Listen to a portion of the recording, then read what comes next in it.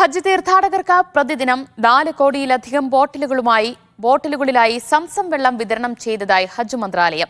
18 ലക്ഷത്തോളം തീർത്ഥാടകരാണ് ഇത്തവണ ഹജ്ജ് ചെയ്തത്. ഇതിൽ 16 ലക്ഷത്തോളം പേർ വിദേശികളായിരുന്നു.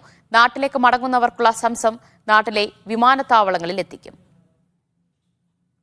കനത്ത ചൂടിലായിരുന്നു ഇത്തവണ ഹജ്ജ്. ഹാജിമാരുടെ നിർജ്ജലീകരണം തടയുന്നതിനായി വിവിധ സംവിധാനങ്ങൾ മന്ത്രാലയം ഒരുക്കിയിരുന്നു.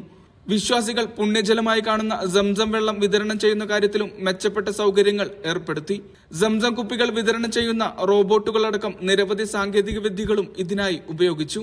ദിവസേന 4 കോടിയിലധികം സംസം വെള്ളം അടങ്ങിയ കുപ്പികളാണ് തീർത്ഥാടകർക്കായി വിതരണം ചെയ്തത്. വിവിധ പ്രവർത്തനങ്ങൾ ഏകോപിപ്പിക്കുന്നതിലൂടെ തീർത്ഥാടകർക്ക് പരമാവധി സൗകര്യങ്ങൾ ഒരുക്കാൻ കഴിഞ്ഞിട്ടുണ്ട്. അടുത്ത വർഷം കഴിയുന്നതോടെ കടുത്ത ചൂടിലുള്ള ഹജ്ജ് അവസാനിക്കും. Mishal Cherpulassery, media 1, Riyadh.